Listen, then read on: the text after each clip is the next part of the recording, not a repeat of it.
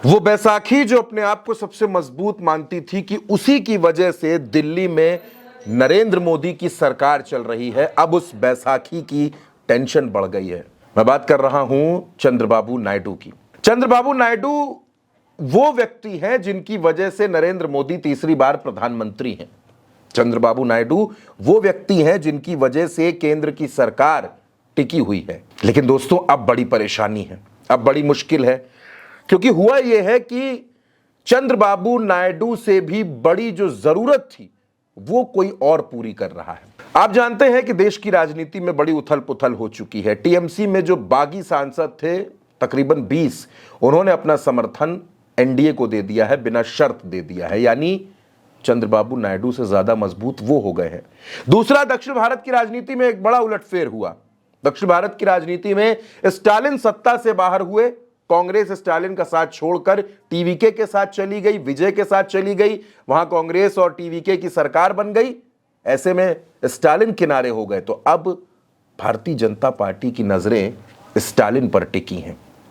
यह बहुत चौंकाने वाली खबर है दोस्तों, लेकिन यह सच है। भारतीय जनता पार्टी स्टालिन में संभावनाएं तलाश रही है। भारतीय जनता पार्टी यह सोच रही है कि जनहित के मुद्दों पर, जन सरोकार के मुद्दों पर स्टालिन हमारा समर्थन कर सकते हैं। और यह कोई नई बात नहीं है दोस्तों। स्टालिन के पिता करुणानिधि वो अटल बिहारी वाजपेयी के साथ रहे हैं, एनडीए के साथ रहे हैं। लेकिन दोस्तों, स्टालिन ने अलग राजनीति चुनी। स्टालिन कांग्रेस के साथ रहे, उन्होंने राहुल गांधी के साथ राजनीति की, मगर अब चीजें बदल चुकी हैं। अब स्टालिन खाली हैं, वो कांग्रेस के साथ नहीं है। ऐसे में भारतीय जनता पार्टी उन पर डोरे डालने की कोशिश कर सकती है। क्यों?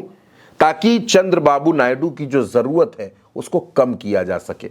अब इसको आप ऐसे समझिए कि चंद्रबाबू नायडू के पास 16 सांसद हैं, लेकिन स्टालिन के पास 22 सांसद हैं। भारतीय जनता पार्टी टीएमसी के जो 20 सांसद हैं, वो जो बागी गुट है, वो भी एनडीए को समर्थन दे रहा है।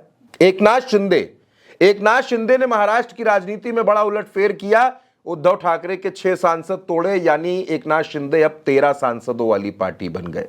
यानी धीरे धीरे नरेंद्र मोदी को और ज्यादा मजबूत करने की कोशिश, और जो 3/4 बहुमत है जिसकी लड़ाई है उसको पाने की कोशिश करते हुए एनडीए का पूरा कुनबा नजर आता है। यानी अगर कल को चंद्रबाबू नायडू आंख दिखाकर जाना चाहें, अगर नाराज होकर जाना चाहें, एनडीए का साथ छोड़ना चाहें, मोदी से अलग होना चाहें, तो उससे पहले ही भारतीय जनता पार्टी एक नए ऑप्शन पर काम कर रही है। नया ऑप्शन स्टालिन है, जिनके पास 22 सांसद हैं। बिहार, नीतीश कुमार राजनीति से किनारे हो चुके हैं।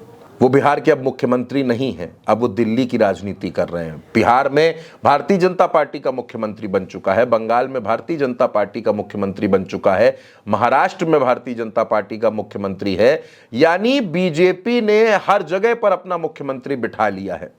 उत्तर प्रदेश, राजस्थान, मध्य प्रदेश, छत्तीसगढ़, ये राज्य, गुजरात तक तो उसके हैं ही, दिल्ली तक। लेकिन जो मेन लड़ाई थी, वो लड़ाई थी बिहार बंगाल की।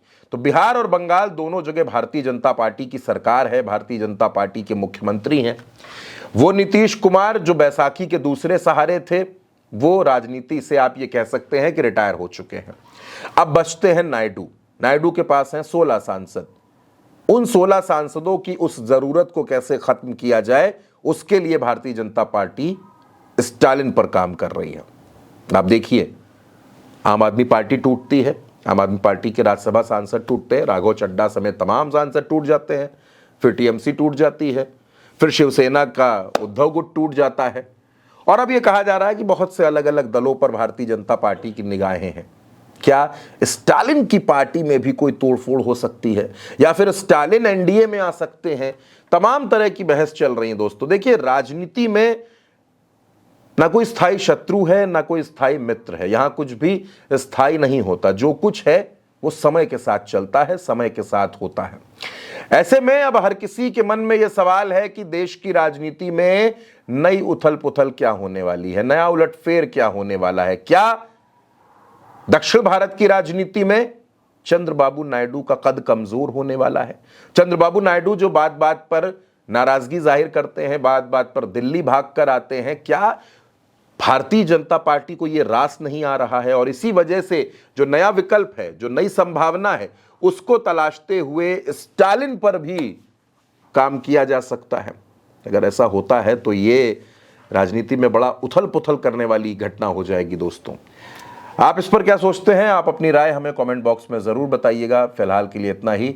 नमस्कार।